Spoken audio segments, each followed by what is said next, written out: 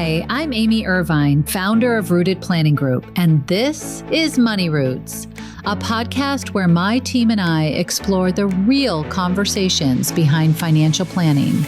Because life is about events supported by your dollars and cents. Let's get started. Hello, Money Root listeners. This is Amy Irvine, CEO and founder of Rooted Planning Group. Last week, or I should say last recording, I had a great conversation that was really honing in on basically mastering money. So it was from financial anxiety to Zen with Carrie Friedberg. And the feedback that I got from that podcast was really incredible. I had a lot of people saying to me, explore more about this, Amy.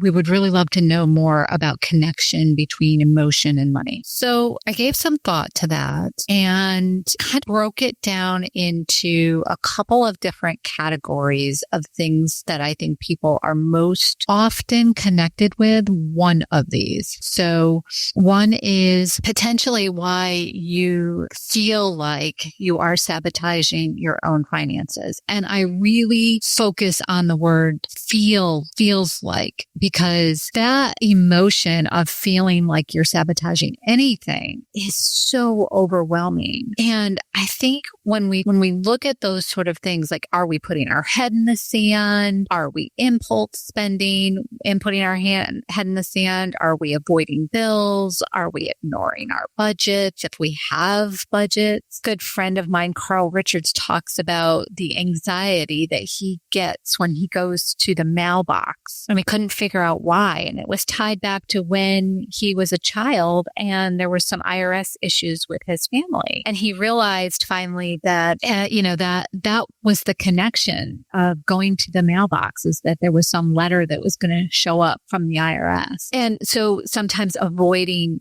going to the mailbox, so avoiding going to see what's in the mailbox, avoiding bills.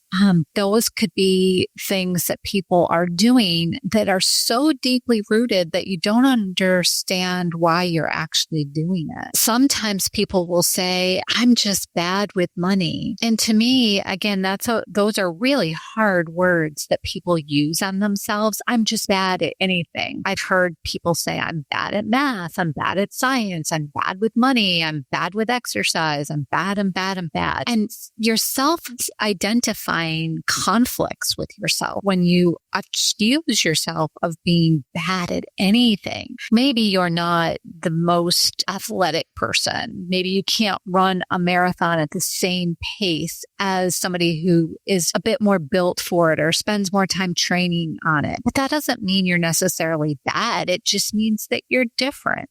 And so when we use those words with each other, on ourselves, it's like we're identifying conflicts where we're making ourselves quote unquote bad at something because we're accusing ourselves of being bad. So we can convince ourselves that we're bad at something like money. And I think another reason why people sometimes have this self-sabotage, and again, I say think they have self-sabotage, is because that's where they find comfort. Again, this could be at the core of the way that they were raised. So is there comfort in financial chaos? I know that sounds like something that would be strange. Like, why would we feel familiar in financial chaos? But again, if that's the way that we were raised, that might be what's comfortable. And so we go to that as a resource of what is, I'm using air quotes, normal. What is normal for us? If there's financial chaos, if that's what we grew up in, that's all we've had all our life, that's normal. And so if we change that, something feels abnormal. And that's why we always talk about small incremental changes being really important when we're trying to make behavioral changes in our financial lives. Because if something has for a long time felt normal, any big shift is going to feel abnormal. Another example of that is for people that are under chronic stress. If all of a sudden the stress stress is lifted, that feels abnormal because you've been under this chronic stress situation. It can be the same with money. Money can cause chronic financial stress, and that's what becomes your place. That's what becomes familiar. And if that stress is lifted, now it feels abnormal. So you revert back to that comfortable place. Again, small changes can help with that. And, I know this is when I say this, a lot of people look at me like they just give me this look of, I don't know why you're saying this, but, sometimes there's a fear of success or responsibility. And so there are times where I guess you want to say, if we are successful, or if we feel like we're taking responsibility, or we have to take responsibility because we are successful, that can bring a whole another level of fear to the table and can cause us to do things that we've said we don't want to do, or be in the middle of something we don't want to be in the middle of. So I think some things that you have to explore when you're trying to shift this mindset of self-sabotage is, what do you believe are the mistakes that you're making? Just journal them, write them down. In your mind, what mistakes are you making, or you feel you're making? And that's why you're saying, I feel like there's this self-sabotage pattern. What are you doing? What sort of actions and activities are you participating in that are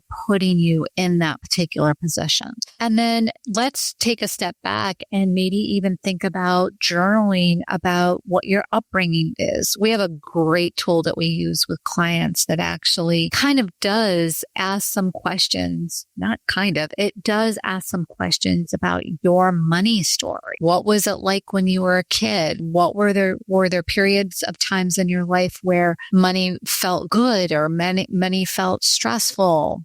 What was your upbringing around money? When was the first time that you learned about money? Was it a good thing? Was it something that brought you a different level of mindset? But what were those kinds of things? And again, I suggest that you journal. And I think personally that if you take out a piece of paper, it can just be any piece of paper. It doesn't need to be anything special. But if you take out a piece of paper and you start writing, just start writing. It doesn't even have to be specific to like, what was my upbringing? I've done it before where I've done just words, like I've thrown words on paper and then they start to grow into sentences and paragraphs, and all of the information eventually is on paper. And I look back and go, wow, this is very helpful. And then another component to be thinking about is, how can you take those really small steps, pick one thing, take one tiny little thing, and how can you take some baby steps to rewire that financial habit that you're calling self-sabotage? You don't even have to completely, quote unquote, fix it. Just one little tiny step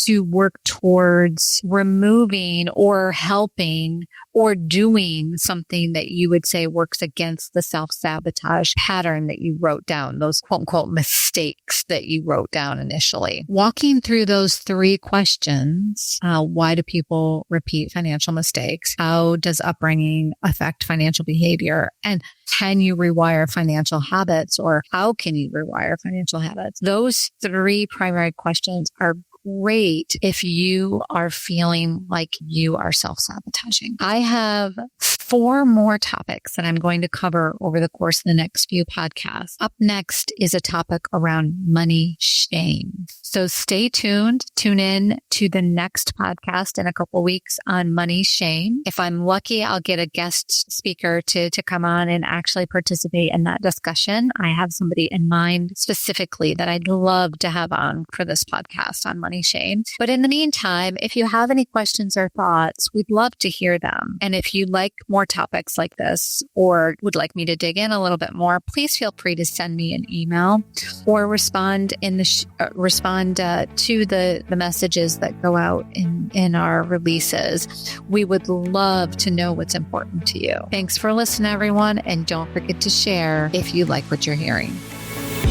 That's it for today's episode of Money Roots. I'm Amy Irvine from Rooted Planning Group. If you found this conversation helpful, we'd love for you to share the podcast with a friend, family member, or colleague who might enjoy it too. And if there's a financial question on your mind, send it in. Your question could be the topic of a future episode, because at the end of the day, life is about events supported by your dollars and cents. Thanks for listening, and we'll see you next time on Money Roots.